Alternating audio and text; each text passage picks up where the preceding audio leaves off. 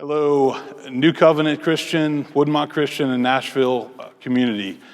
Coming to you on Friday, June the 5th, and I'm here with somebody that I've known for a number of years, Reverend Dr. Judy Cummings. She is the senior pastor of New Covenant Christian Church, and she actually, we've been friends for a long time. 10 years ago, she had her installation right here in this sanctuary with Cynthia Hale from Atlanta preaching, and it was a wonderful service. I was honored to be a part of it, and so she's got special ties to our congregation and also to this sanctuary, and so I'm grateful that she's come to talk to me today. And so Judy, thank you, welcome. This has been a really difficult week and a half for our country.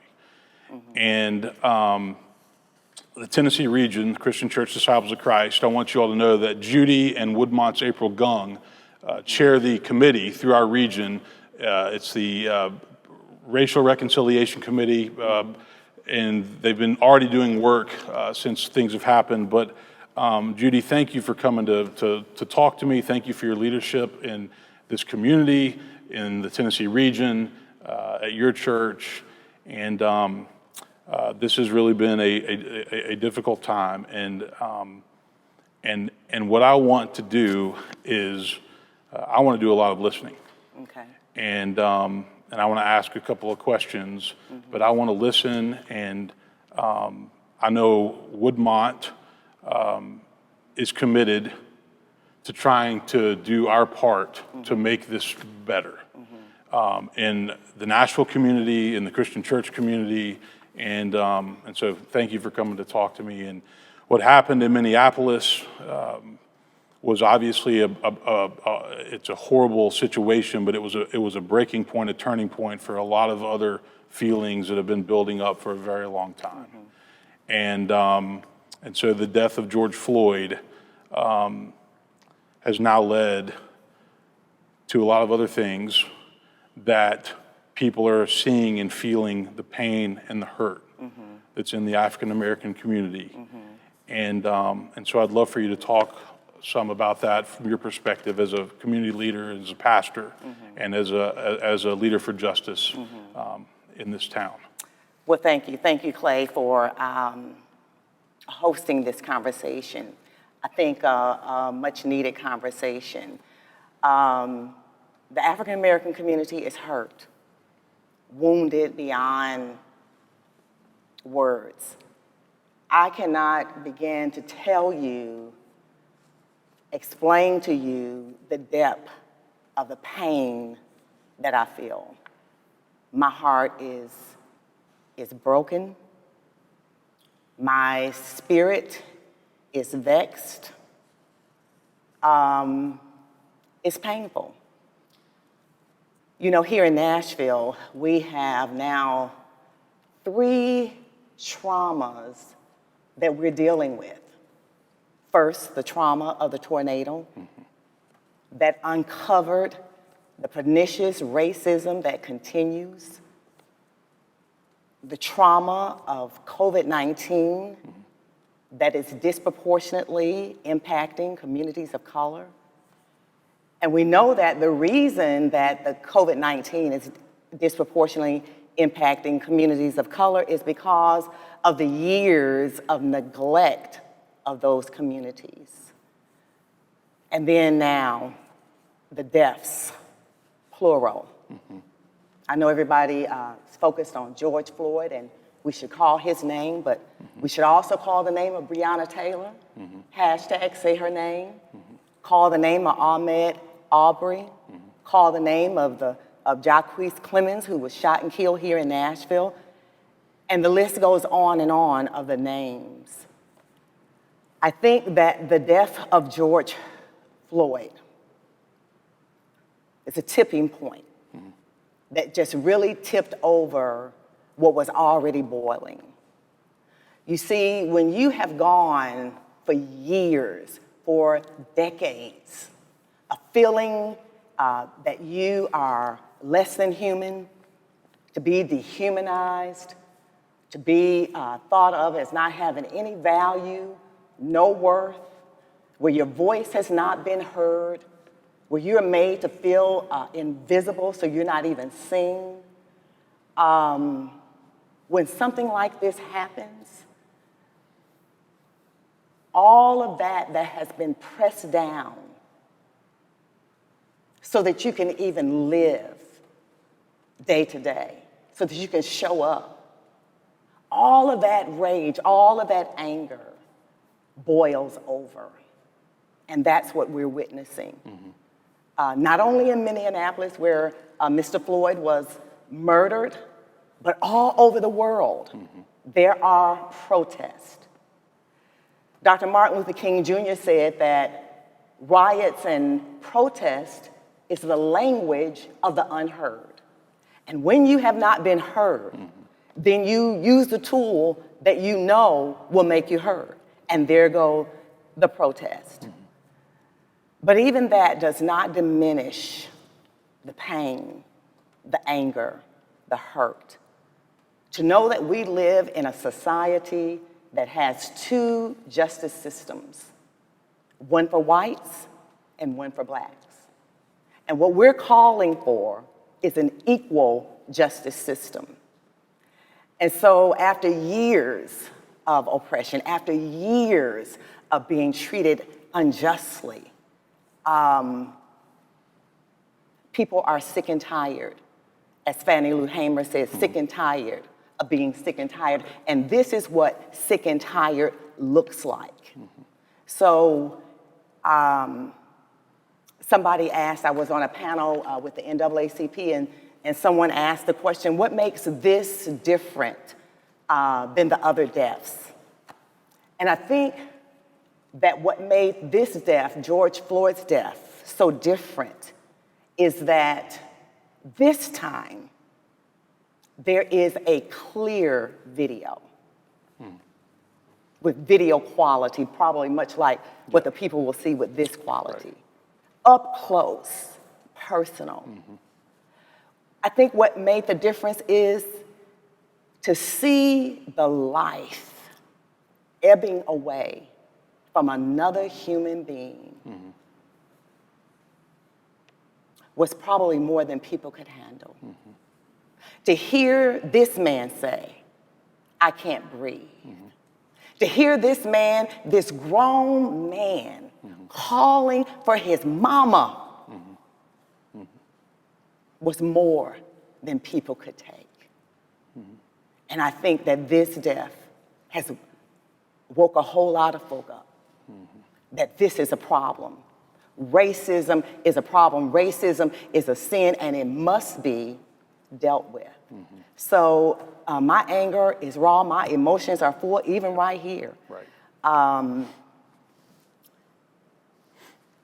Out of the depths of my heart, I do hold on to a certain hope. A hope and a dream that one day, things will be better. But that's where I am with that. Yeah, thank you for sharing that and being honest. And when we talked on the phone yesterday, and I could feel the hurt and the pain and the raw emotion. And I'm grateful that you are expressing that and talking about that. I think that there were folks that watched the incident in Minneapolis and filmed it and even told the officer, he can't breathe, he can't breathe. And so it seems beyond believable that between the people yelling that and the other officers there, that they didn't stop. That it was over 8 minutes of an officer with his knee on the neck of George Floyd. And I think and now that video has been seen by everybody in HD, plain and simple, like you just described. But the reality is, it's not the first time. You know, it's not. And let me get back to that video. So now we come to understand also that not only did the one officer have his knee on the neck, but another officer had both knees on his back, compressing his lungs. But a third officer says he has no pulse. We need to turn him over. The officer with his knee on the neck said no, and continued even after that moment to keep the knee on. So yeah, it's horrible, it's inhumane, and egregious. So Judy, why do you think police brutality continues after these things have happened time and time again? This isn't the first time we've had video. It might be a clear video. Why has it continued? And I know you give a lot of thought to this as your leader in the community. And how do we change it? How do we make it stop? How do we get the message out there that that is not acceptable? Not painting all police. There are some really good police officers out there. There's some good but how do we police. send the message that this is not okay? And so we do want to send that message that absolutely there are some good police officers, men and women, who do what they're being called to do. Somebody said, but there's just a few bad apples. Well, a few bad apples can spoil the entire bunch. When you look at the record of these police officers who continue to act in these inhumane manners, their record speaks for itself, that this is not the first time that they've had an incident. So why does it keep happening? Because the police refuse to police themselves. They refuse to call those onto the carpet. They refuse to manage those, to fire those who they know already have the potential to do something like this. They don't offer them any kind of redress, any kind of training, any kind of mental health. They leave them in their positions. And so things like this continue to happen. You know, here in Nashville, we do not have good police leadership. You and I know, as leaders, things start at the head. They start at the top, and they flow down. Well, when the top is corrupt, when the top gives the green light, how else are they going to respond? When the present occupant of the White House says, when you arrest them, don't be gentle with them. It's okay to be rough with them. Don't worry about hitting their head as you're putting them into the back of the car. Just bash their head. When the present occupant of the White House says, when people start looting, you start shooting, and you know that comes from 1967.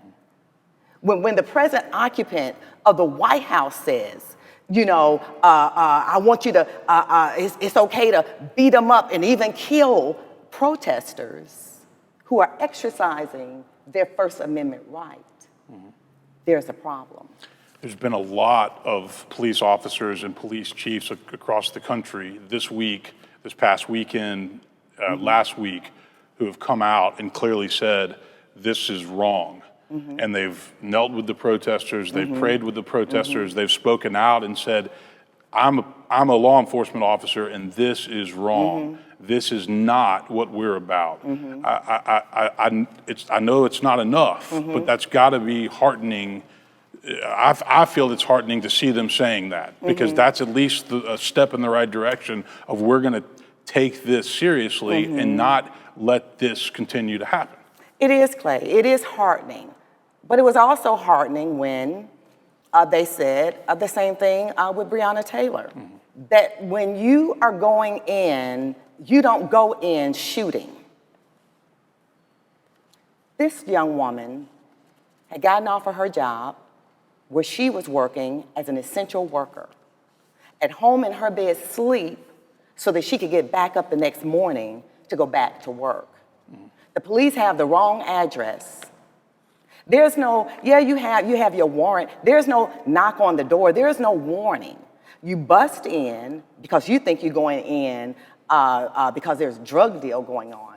So even if it was drugs, why would you go in militarized and just begin shooting as soon as you go in?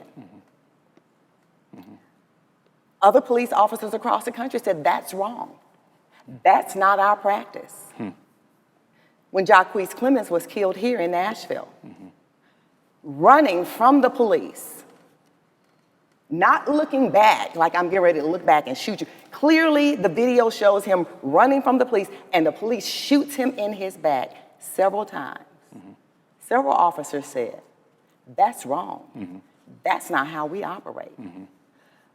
I'm grateful they're speaking up, but there needs to be police reform from the top down. People ought to speak up. That's what justice is. Right. When you see injustices, we are all called to speak up, particularly those of us who are called to be Christians, right? Who are called Christians. Right. The God that we serve is a God of justice. And if we identify with that God of justice, then we ought to be just people, calling out that which is wrong and unjust when we see it. So I applaud them for speaking up. But then what? What changes? What can we do about it? Black people have been speaking up. Our voices are not heard. I said, we have been viewed to be invisible, not valued, not worthy. So we have no real audience. Our white allies, folk like you, this is the time for you all to speak up, to stand in the gap of justice and say, this is wrong. Your voice is going to be heard over against my voice. My voice, oh, there's Dr. Cummings go again, you know, she's speaking out. Right. Your voice is going to be heard. So I've got our staff here at Woodmont rereading Martin Luther King's letter from a Birmingham jail, where Dr. King voiced his frustrations with the white ministers and the white church. And I'm going to share a couple of the quotes that have been heard before. Injustice anywhere is a threat to justice everywhere. I must confess that I am not afraid of the word tension. Freedom is never voluntarily given by the oppressor. It must be demanded by the oppressed. Absolutely. Justice too long delayed is justice denied. A just law is a man-made code that squares with the moral law.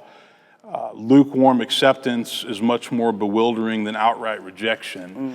And there's so much wisdom from Dr. King, and the quotes go on and on and on. And there's been a lot of talk this week about the difference between peaceful protest and marching and demonstrating versus the rioting and the looting that we've seen in so many of our major cities, including downtown Nashville. And most people have come out and said, absolutely, you know, peaceful protest it's guaranteed to us under the law. It should be able to happen, and it's part of our it's part of our Bill of Rights.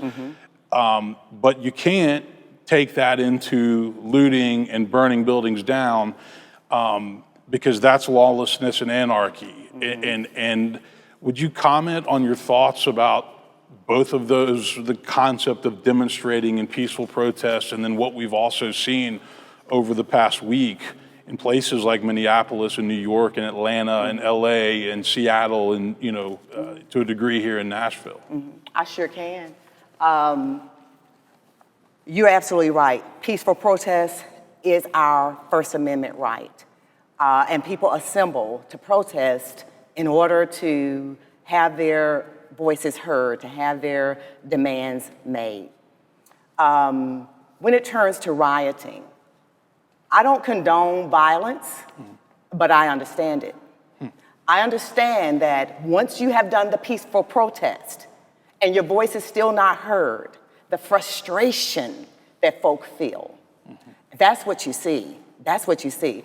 I know that if you look at all of the riots that happened, they all look the same. They all look like people attacking the police, fires being set, graffiti being sprayed. And you have to understand that we now understand that there was an infiltration into the peaceful rallies with white supremacists, white nationalists, people with a different agenda to turn the peaceful protests violent. Because who's going to be blamed once the riot is over, right? So, but I understand why people would be react so violently when they have felt like the peace has not garnered anything. Well, and Dr. King taught that, peaceful, nonviolent protest was the way to go. And he was able to expose the violence for what it was, Yes. even at the downtown lunch counters here in Yes. Nashville, and say, look at what they're doing during the sit-ins and whatnot. But what I hear you saying is there's a lot of people that they've gone that route. Absolutely. Over Since and how over long? again. Dr. King is where at? In the 60s. Here we are in 2020. 2020. People are tired of that. It's not gotten us anywhere. We have no fruit from that. Would you say it hasn't gotten us anywhere or But where we need to be? It has not gotten us where we need to be. Okay. But also hear me say this, with the looting and with the destruction of property, it pisses me off when people are more concerned about graffiti that can be washed away, about windows being broken that will be repaired, than they are about the lives of the people that were lost due to police brutality, police-sanctioned murder. So that pisses me off.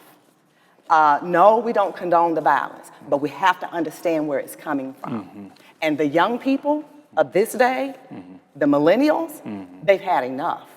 They are saying enough is enough. So what you saw with the peaceful rally, those were the older people who planned that. What you saw afterwards was a response. And so, we made some gains, but we have not made nearly enough. So what you're saying is the young people, I want to make sure I'm hearing you right, the young people are saying, we've watched you do your peaceful protests, we've watched you march, we watched you demonstrate, and we've seen that doesn't get anybody's attention, so we're going to take this up a notch. There are people that have infiltrated, and there's a lot of agendas and money trails and all that, but there are some young people saying, I've watched the peaceful part, and that didn't get anybody's attention, so now we take it the next step. I'm just trying to make sure I understand That's you. exactly what I'm saying. That's exactly what I'm saying. The millennials, they're not willing to do what we've done, that work. You all have been working, and it's really gotten us not anywhere. We need to take this to the next level, and I think that's what we're seeing.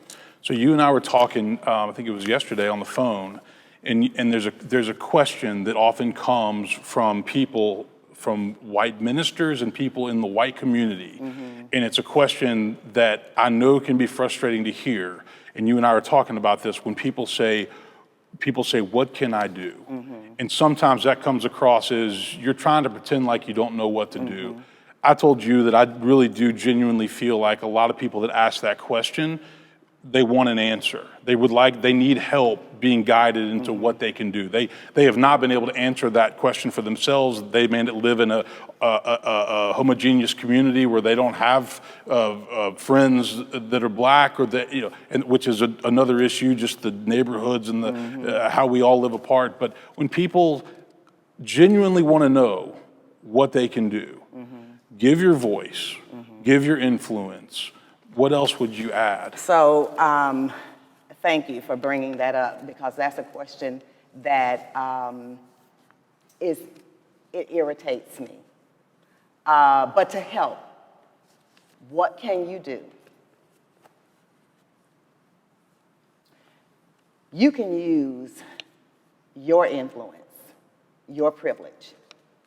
Call your own press conference. Stand in the public square and denounce racism.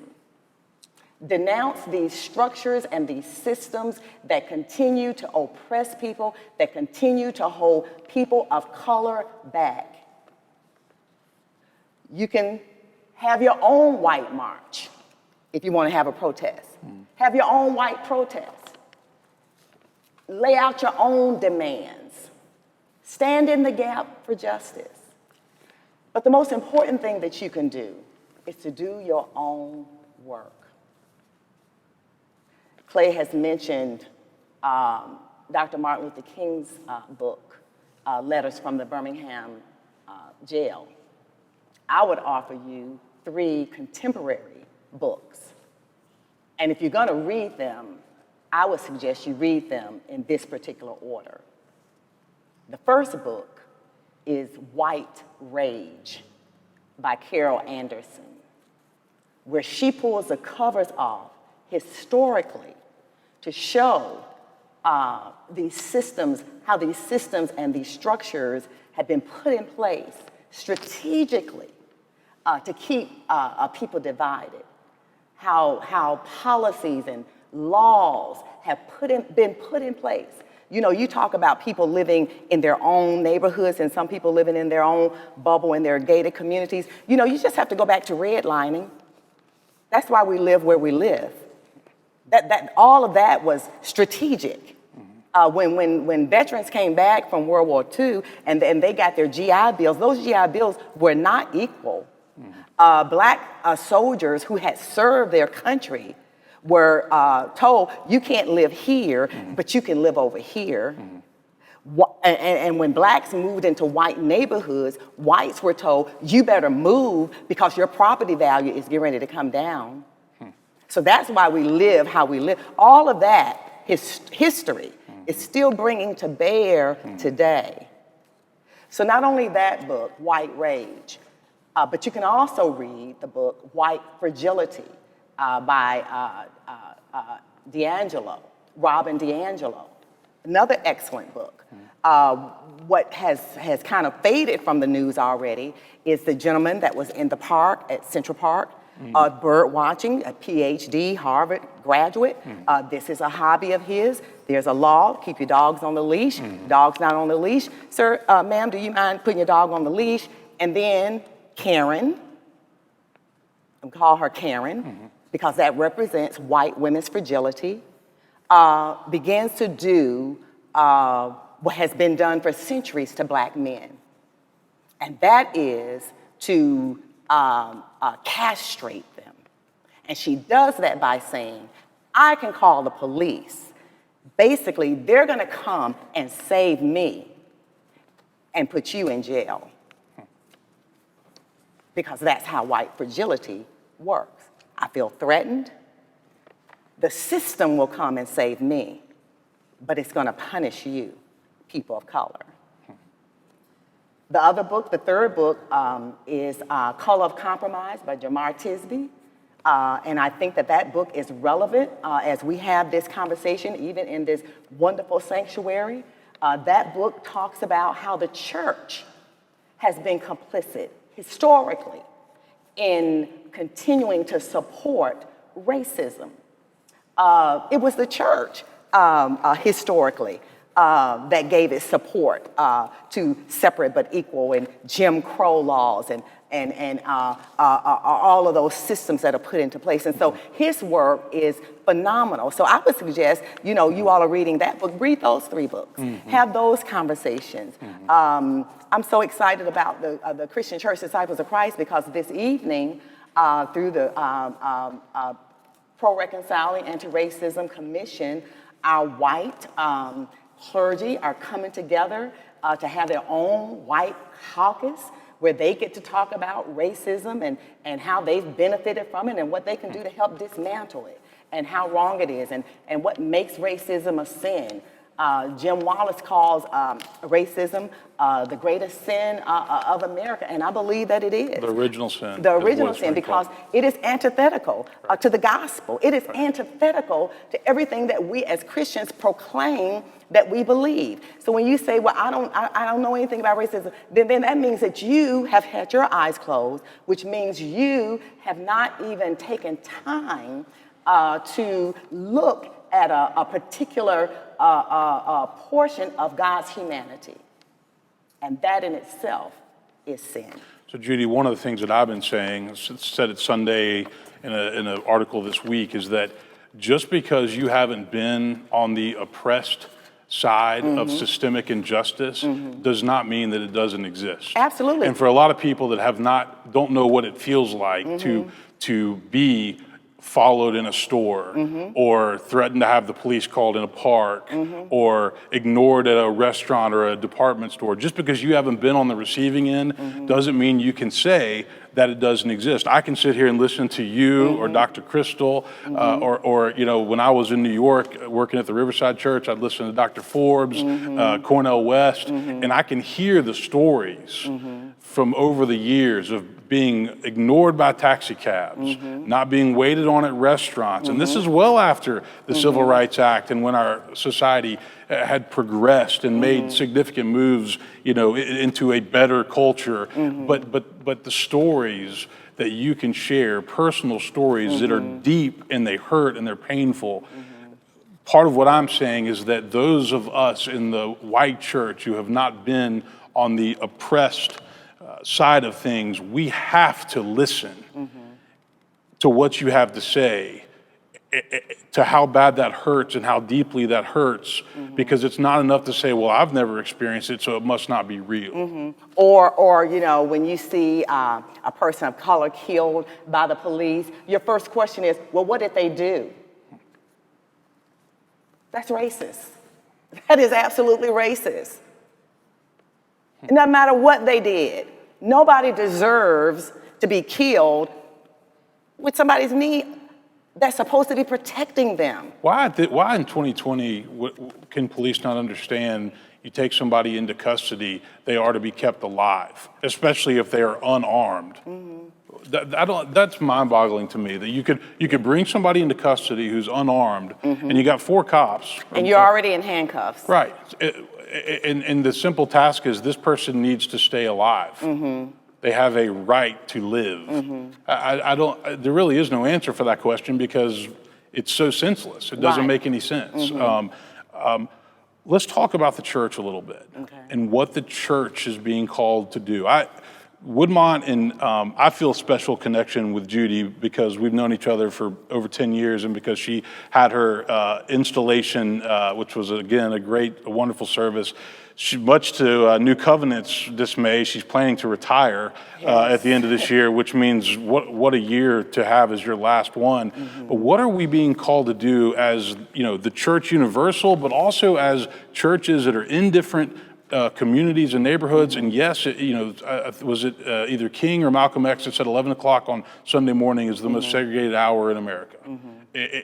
How can the church not just respond to this one situation, but continue to make inroads into making this better? I think, Clay, that one thing that the church can do is to begin to speak truth. Truth to power. I think that sometimes we take the gospel and we sanitize it to make it a personal gospel, to make it how to do better, how to be successful, how to have a happy marriage, how to have a good family, all these how-to messages, rather than speaking truth to power in those messages is very much what Jesus Christ was doing. The church, this is a tipping point. I think that the events of these past few weeks have been the tipping point for America, but I also think that it is the tipping point for the church. That this could very well be the church's finest hour if the church would have the courage to stand and to speak. I am so proud of the Catholic Church. The Pope has come out with a statement.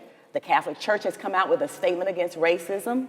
The United Church of Christ has come out with a statement against racism. Several other churches, the Southern Baptists, have not. I don't know what the Christian Church Disciples of Christ has come out with or not yet. But churches need to take a stand and to say this is wrong. And this is how we read our gospel. We read our gospel through a justice lens. Jesus said, the reason I have come here is to set the captive free. How can we continue to co-sign on oppression when the very one we follow has come preaching and teaching a gospel of liberation for all? I think that what the church can do, again, is to use the voice, to use the power The church has the power of Almighty God. Last Sunday was Pentecost. And we talk about Pentecost. We talk about that is the day that the church was born. That is the day that the Spirit of God came and did just what the prophets had prophesied, poured out God's Spirit on all people. Well, when that Spirit was poured out, Clay, the people began to speak in various languages. And when they spoke, everyone, it says, understood. We, people of faith, the Spirit of God has been poured out on us. What language are we speaking so that everyone understands? Are we speaking the language of equality, of equity? Are we speaking the language that a city's budget ought to be a moral budget? That the city ought to be able to provide a fully funded public education for every child? That there ought not be a district in this city that is 99% African American, where every school in that district is a failing school, and you're okay with it? What language are we speaking? Are we speaking the language that we continue to hide racism behind gentrification? What language are we speaking, those of us who have had the power of God, the Spirit of God poured out on us? For what purpose do we have the dunamis power of God resident in us, the church, whether we're gathered here or whether we're outside of these four walls? And we need to harness that. Absolutely. And we need to use that to motivate. To be courageous That's enough to speak up and to speak out. And it seems like you can't talk about issues of race and racism without also talking about issues of socioeconomic class. Absolutely. The two are inextricably linked. You can't talk about one without the other. And yet the church should be a place where people are welcome, no matter whether they're black or white, rich or poor, you go down the list. And yet, like you said, that hasn't always been the case. You know, I think, and I'm going to have to leave after this, when God created the world, and created Adam and Eve, God said, go and have dominion over my creation. And when sin entered the world, suddenly, it's not just having dominion over creation, but it's also a desire to have dominion over other people, over other human beings. And within us is this thing to want to dominate other human beings. And that is a sin. A sin. God did not call us to dominate over other people. The church has to teach truth. We are called to do justice. What does that mean? Not just to say, do justice, love mercy, walk humbly with your God. We got to break that down for people who say they don't understand. We've got to teach the truths of the gospel that sets every captive free, that heals the entire land. Well, Judy, I appreciate you coming to talk to me. I want to I have so much respect for you, who you are, New Covenant Christian Church, your role in this community, and my challenge to the Woodmont members who are listening to this is we're already doing some great things, but we need to step it up, and we need to do more. And we're going to be putting some things in the coming weeks into place where we can do more, where we can talk about these issues, where we can listen to voices like Judy Cummings to be challenged and inspired, and that we don't become complacent and feel like we're just doing enough. We can always do more. And so, you know, be bold, be right. courageous. That's who God called us to be. That's right. Yeah. That's right. Well, let me say a short prayer, and then I'm gonna let you go. So, let me pray. Yeah, I'll fist bump you. Loving God, thank you for my sister in faith, Judy. Thank you for her leadership here in Nashville at her church and in times like this. May we hear these words that she shared with us, and may we be inspired to not just let things stay the way that they are, but to keep working, to work for justice, to push for equality and to make this city and this world, this community a better place. In Christ's name, amen. I love you, and that's why I push. Thank you, Judy. Amen. Amen. God bless.